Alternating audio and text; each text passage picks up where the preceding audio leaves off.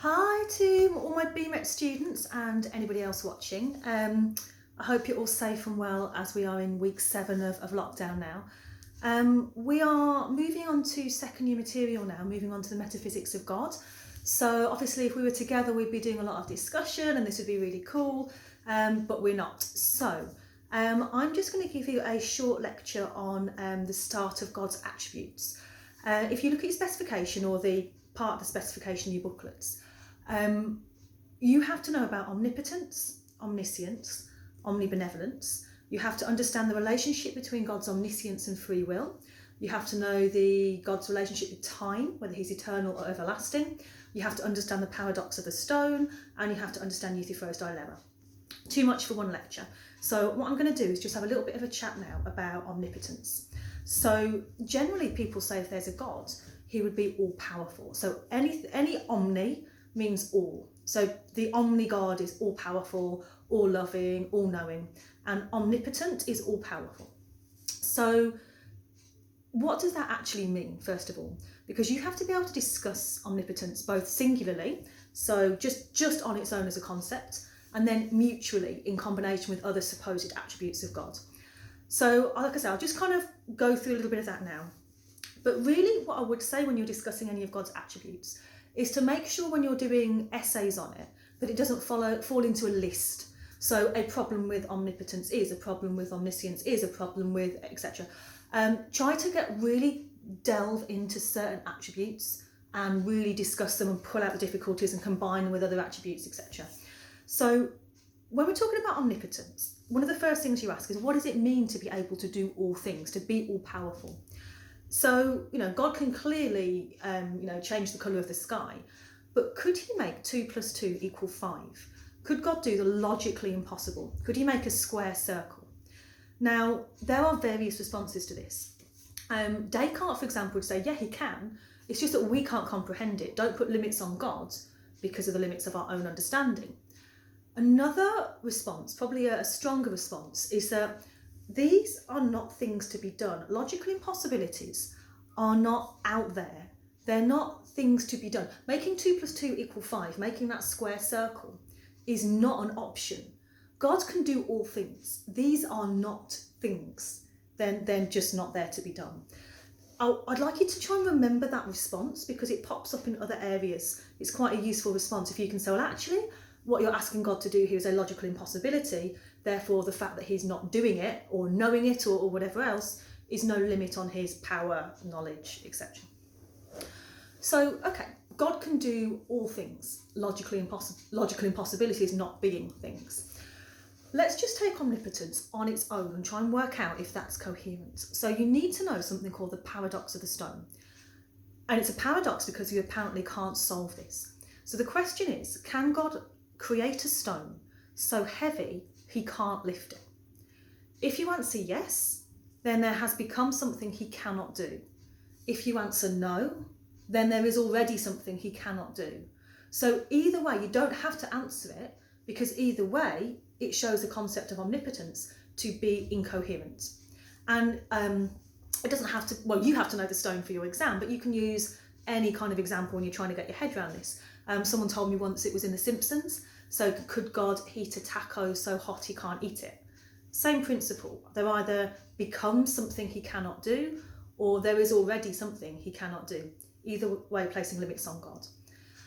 So yeah, either that shows the concept of God to be, the concept of omnipotence to be singularly incoherent, or perhaps you could use that logical impossibility point that I've just mentioned. Perhaps to ask a being such as God to create such a thing, then that is a logical impossibility for a being such as God. So there are kind of sneaky ways around that which you can explore a little bit more in your reading. Okay, what about when we start combining it with other things? So let's think about the idea of omnipotence and the idea of God being good, him being omnibenevolent, all good and loving. Now, does that mean that God cannot commit evil? Because surely if he can commit evil, then that's not the kind of God we imagine him to be. How can he be good? But if he can't commit evil, then there's something he can't do. So therefore there's a limit on him. Again, there's a response to this. Try to think of it in terms of failure. Failure is not a power. Failure is a lack of the ability to succeed. So if you think about it in the same way as evil is not a thing in itself. Evil is an absence of good. So what you could suggest is that if God doesn't commit evil, that's no limit on his power, because to commit evil is a failure. It's a lack of the ability to do good.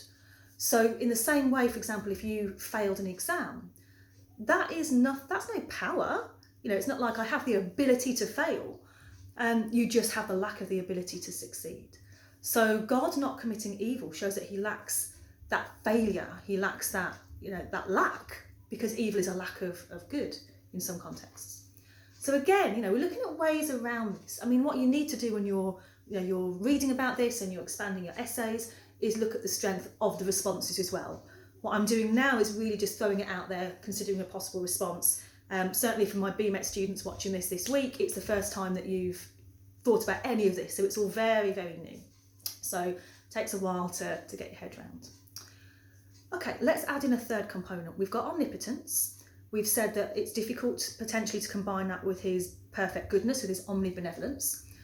What about his omniscience as well?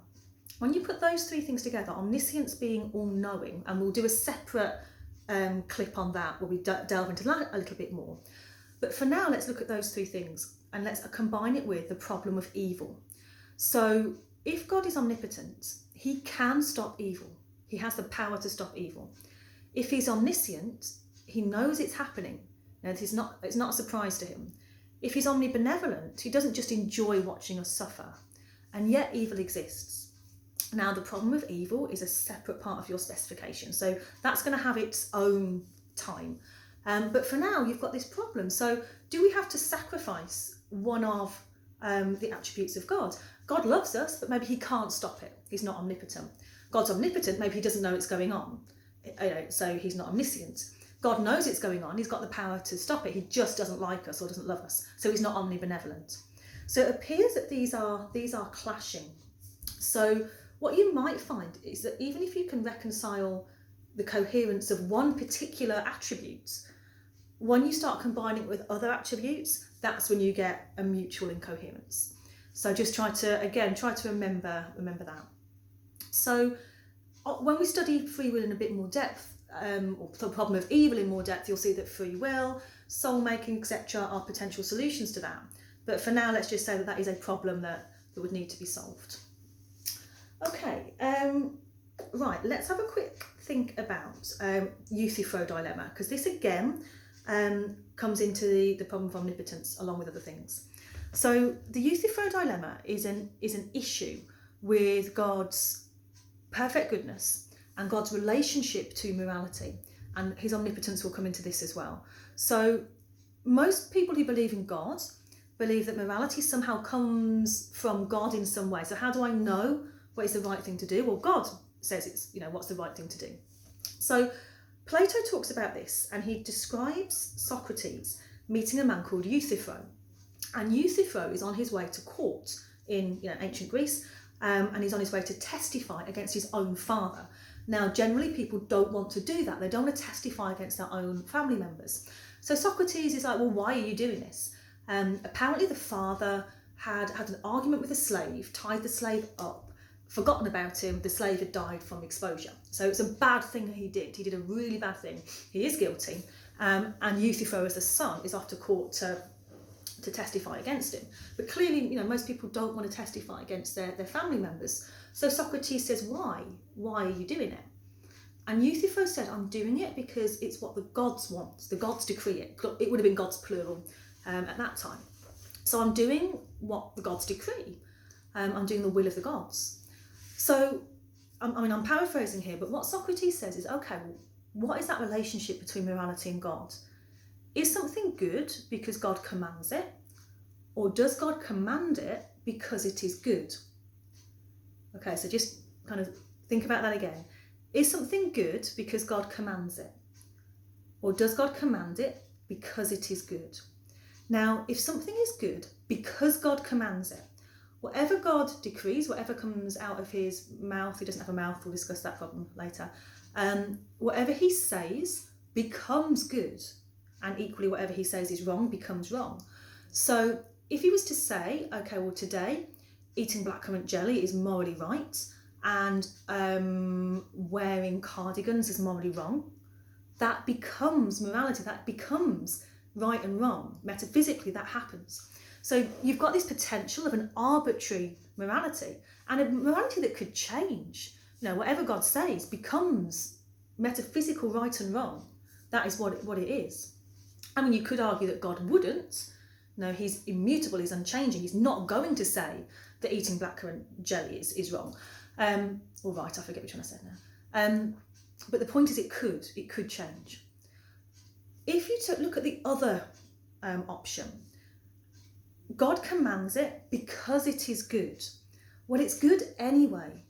God is just telling us about a morality that is pre-existent, a morality that is independent of God. God's like the mouthpiece for this morality. Now, not only does that threaten his omnipotence, because he cannot change morality, and morality comes from somewhere other than him, but we also have to explain where morality comes from. If God is just telling us what is right and wrong anyway, well, where exactly has that come from? So either way, this relationship between what is right and wrong and God telling us is hugely problematic. Now, you don't necessarily have to even solve that problem. It may be enough to show that paradox. Okay, I think that's enough for now. So my students, I'll get you to do some follow-up questions on this, and we'll do something separate on omniscience, free will, and time, etc. So brilliant. I hope you're safe and well. Thank you for watching, and I'll be in touch soon.